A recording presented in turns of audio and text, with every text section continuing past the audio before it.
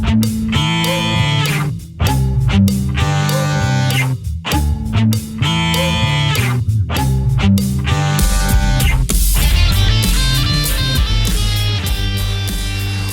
everybody, we are here today at the wonderful Axe Palace that's located in the 9 Streets in Amsterdam, and we're talking with Nick Yaffe, which is the owner of this shop. Nick, why did you decide to open up a shop in Amsterdam?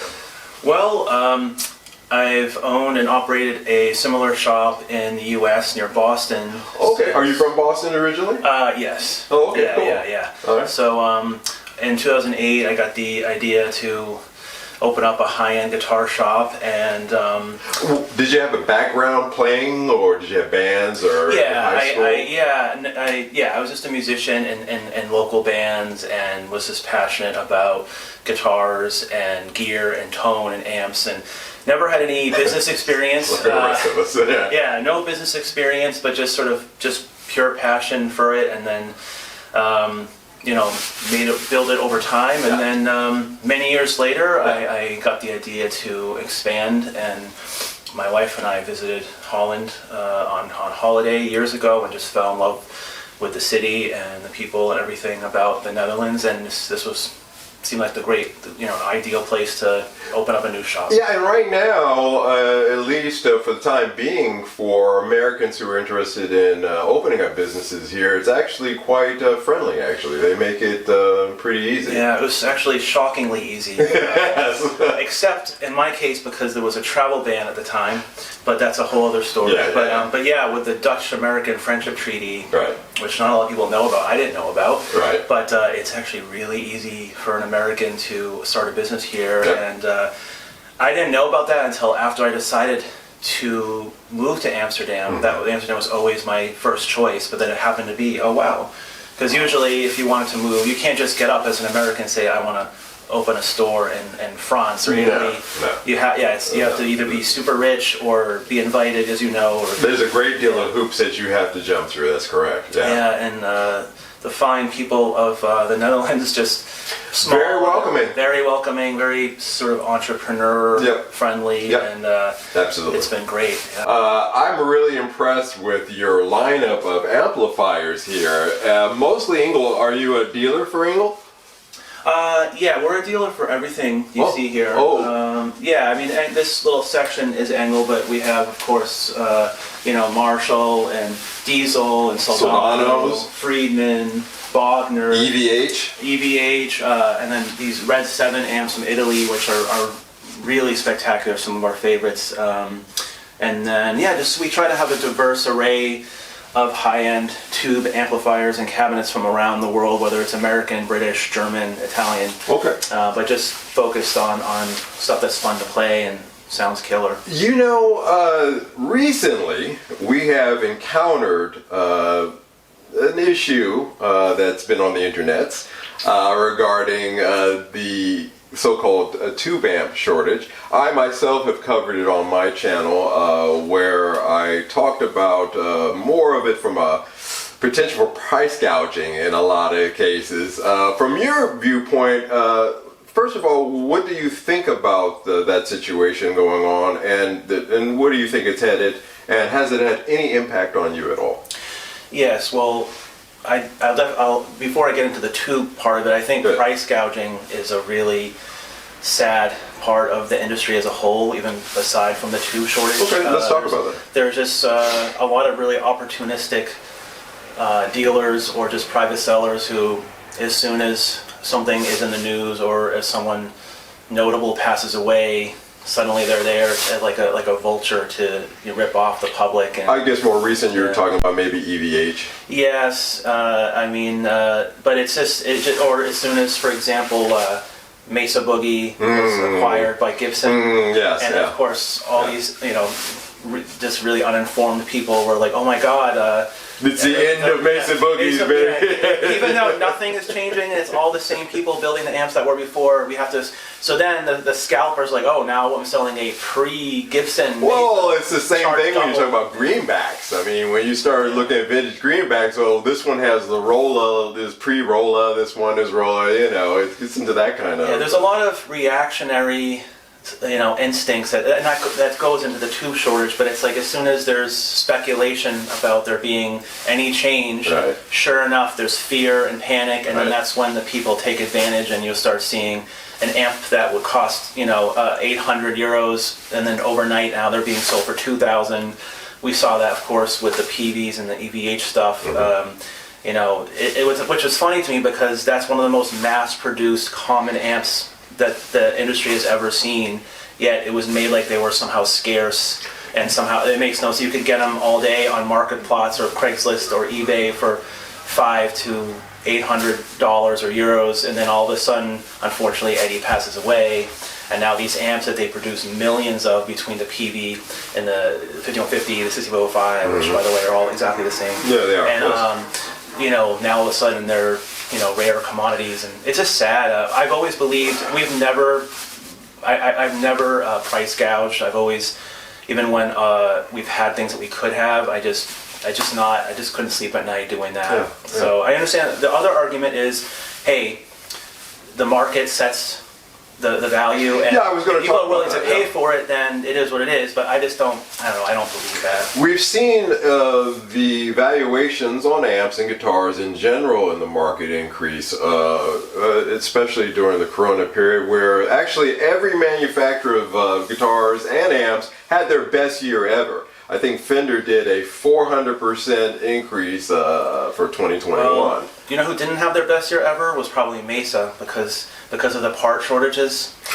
So the tube part shortage is a whole other thing. No. Let's talk about that. Yeah, but the shortages for like transformers, for chips, for parts. I mean, as a Mesa Boogie dealer in our U.S. store, essentially they didn't take any new orders all year because they just didn't have the parts, and they decided to take their time to instead of just keep taking. They did the right thing by doing that versus just having infinite back order. But essentially the tubes, which we'll get into, is a more recent issue. But the most amp companies stuff we have and the stuff we don't have, there's really long lead times, and that's very little to do with the tubes. It's really more to do with the transformers. So we did a report on this channel a year or so back where we said forget about the tube shortage, let's talk about the semiconductor shortage, which due to the fires that occurred at one of the main factories in China, that actually it wasn't a fire next door, it was a fire next door to the factory. It wasn't the actual factory, and they've just completely shut down. Well, yeah. So, and there's been a lot of bad luck with. I mean, the company that distributes Friedman amps and Soldano amps and diesel amps in the United States and here is this company Boutique Amps Distribution. Yes, very. And they had a fire. They had a fire. We covered that. So there's so many things between. Reports being backed up and it has been a series of unfortunate events. What's crazy about the shipping port issue is we had I won't name names, but we had companies tell us that they had product that would say they would ship out on a container from Japan to go to say California, where then it would be distributed throughout the country, and they would have containers of hundreds of guitars sitting on this boat, and they would come in, arrive at the port in Los Angeles, let's say, and sit there for weeks, months, and in some cases there was such demand for space on these boats that other companies would come in and essentially outbid, even after cargo had been loaded, and they literally throw the cargo out. And it's been an absolute nightmare. So I know there's a lot of anger amongst musicians right now about the price increases. Great deal. And we can talk about that before we get to the tube thing. All right. Well, we can talk about that later. But I just say I understand it. But a lot of it, if people understood the levels of what's going on with things like that, with shipping companies and the rising cost of materials, it's unavoidable. I think in the music community, at least on YouTube, we have had a great discussion. I think there's a lot more knowledge out there regarding what the real issue is here than there would have been maybe 20 years ago. So I think that these price increases are here to stay. I think that the days of, as you were saying, the cheaper EVH models are gone. regardless if we get this shipping thing. How do you feel about that? I think it depends on how much of it is based on real costs that are unavoidable. You know, a manufacturer can't control if FedEx or DHL increase prices by 3 times, you know. Right. But there are some price increases that I do think are somewhat speculative and arbitrary. Okay. But every company is different. There are some companies that I think have been great in terms of eating losses for years because they were afraid to do a price increase because of the public backlash, and then now they no longer have a choice. And there are other companies who shall remain nameless who have had just absurd, you know, overnight, say 15-20% price increases, which is just, you can't do that. Yeah, so in the guitar market, we have seen some pretty significant increases, especially with Epiphones.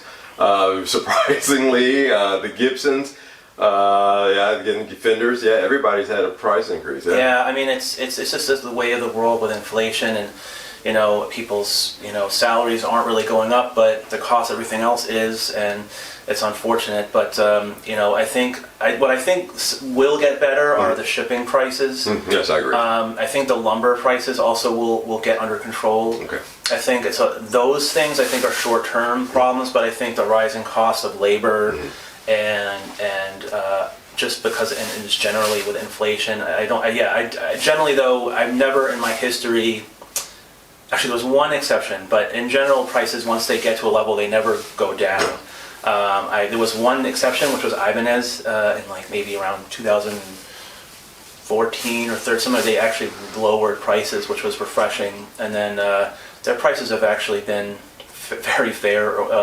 I'm not a fanboy by any means, but they've just been really fair with their prices, whereas most companies have jacked it up. But in general, I think once consumers get used to a price point, then at that point there's no reason to lower it because they've already become used to it. Well, Henry J. over at Gibson famously said, well, we made more money by raising the prices of our guitars. I can tell you that there's 2 specific companies that we've been a dealer for a long time.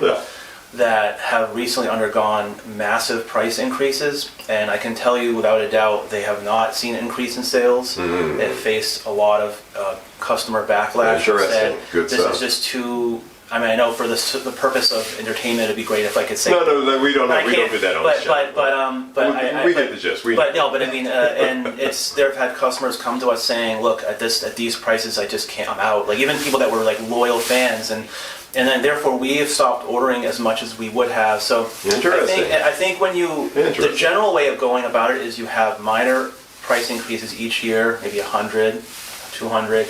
People are then eased into it, and it's expected, you know. But when you go from, say, like there's literally one company where their signature guitar would be maybe $2,500, and then as soon as 2022 price list is revealed, that same guitar is $4,000. I can't imagine why anyone would buy it at that price unless they're just, you know, ultra rich and just so.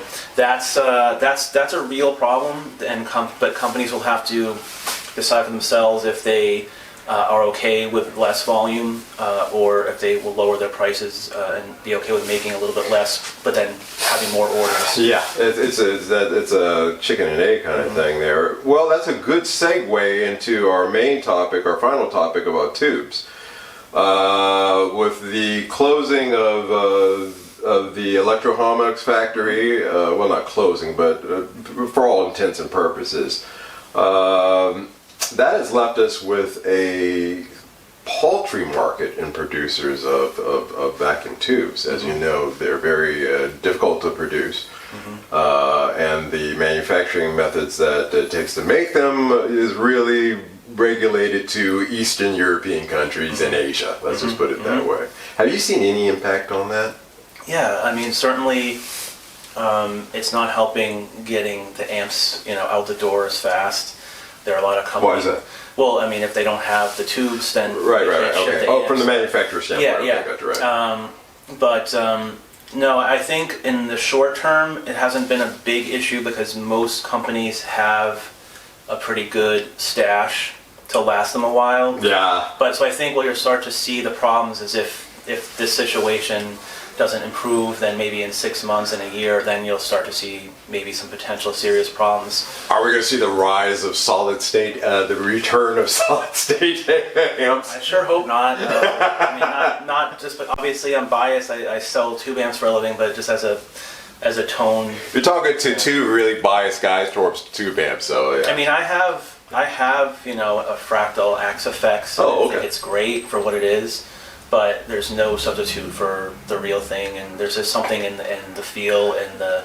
Well, every amp has its own signature, doesn't it? Its own sound, and an axe effect is going to sound the same as one guy's is going to sound the same as the other. So in terms of tone, I think one day the technology will catch up, and I'm definitely not naive enough to think that one day, when the Kemper 3 comes out, or the Axe FX 5 comes out, that it'll finally bridge the gap and get there. Right now, it's like close, but for people like me that are experienced and hear these kinds of amps every day, there's still a pretty good big gap to my ears. So I think the demand will be there for a while. I used to think it was a generational thing. I used to think like my guys my age, and I guess young guys like you, in this case, that we were really the last generation that just had a hunger for tube amps. It seems to me that the younger generation are more interested in collecting plugins and really going with the modeler route. What do you think? I think it's purely access. I mean, I think if you're living in, I mean, we're in Amsterdam, right? So most people are in tiny apartments. Yeah. It's not practical to have a 100-watt stack in your apartment, and also the costs. Frankly, just demographically, most younger people don't have the money to buy a 2,000, 3,000, 4,000 euro tube amp. Also, the plugins and the modelers, sound like good enough to most people, and also a lot of times if it's good enough for artist X, then it's good enough for me mentality. And so now with a lot of more like progressive metal bands and the such that are using digital stuff, and then we're like, well, of course, with every young player, they want to emulate. So just like like the boomers would want to emulate, like the Gary Moore, Les Paul, through the Marshall, which is but now younger people are wanting to use like a Fortin nameless plugin or which is okay. There's no right or wrong. It's just the crux of it, talking to so many people from all demographics all around the world, is usually it comes down to access and experience. If you don't know what you're missing, then who cares? Who cares? My last major, in my mind, guitar hero is John Mayer. From that generation, and I even think that he's getting a little long in the tooth. So in that regard, maybe the generation that grew up with him and his tube amps and his Bluesbreaker pedal and all that good stuff gear that he has, I think that that's kind of moved on too. Well, I mean, you might be surprised. I think who would have thought that vinyl records would be more popular than CDs in 2022? And there's no real reason for it. The audio quality, in my opinion, is not as good as a CD. Agreed. But it has a charm to it. It has a warmth to it, just like tube amps. And the young people latch on to vinyl. I mean, to me, I feel like I'm like team CD for life. Right. And but most younger people I know are all about vinyl, and we sell tube amps constantly to people in their 20s or even in teens. Fantastic. And I think the thing that's bridging the gap are some of these like smaller, compact, amps where you can micro terrors of the world. The mini rectifier, like the Iron Ball, the Orange, the tiny terror, and where they're affordable, and a lot of them now have the digital. So like say cabinet modeling and things built into it. That's so right. now you no longer have to have, say, a modeler to play and record silently at night. You can still have the feel and tone of a tube amp, but go direct. Two notes also as another way of going. You can run all your amps through, Exactly, You could actually have a Marshall stack run it through that 2 notes, and your neighbors would never know. Exactly. Yeah. So you can use exactly in 2 notes, for example, as a lot of some amp manufacturers like Rev have them integrated into the amps already, which is genius. Yes. And so I think that earlier problem of access, I think has been solved now because of the advent of things like that. But in the past, of course, even 5-10 years ago, if you had a 100-watt Marshall or Mesa, it wasn't practical unless you had a attenuator, or an attenuator, and of course attenuators really squish this tone. It really does. It squashes, compresses the tone. Yeah, but regarding the tube shortage, I think there people sometimes forget that there are more places than just Russia make tubes. True. So I mean, one of the biggest and most popular brands is JJ. JJ's. And they're, I think, made in Slovakia. That's correct. Slovakia, yeah. And they're pumping them out, and of course there's Chinese manufacturers. Now one of them did, like you said, burn down. Yeah. But Rubies are essentially, Chinese tubes. So. Yeah, and believe me, in China they can rebuild things very quickly, and they'll be back at it. And then of course there's some American companies like Western Electric who started to gear up a little bit. Yeah. Gear up. So the demand is there. They're not going anywhere. I do think that the war isn't going to last forever. There are other countries are gearing up, as you said. So I think really the main thing is just temporary price gouging, and also a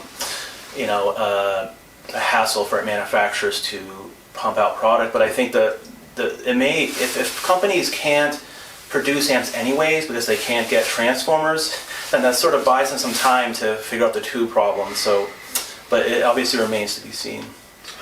All right, I want to thank really Nick taking the time out today to share really some great key points. There's some gold in there of things that he's talking about, and I want to thank you, man, for taking the time to talk. My pleasure. And you guys, like I said, this is Axe Palace. It's located here in the 9 Streets in Amsterdam.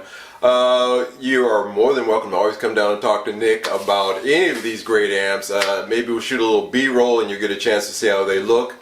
Will you come back again and talk to us in the future? Anytime, always welcome, man. Hey, man, I appreciate it. Thank you so much. All right, guys, that's it for today. We will check you out on the next one, and you take care till then. Bye-bye.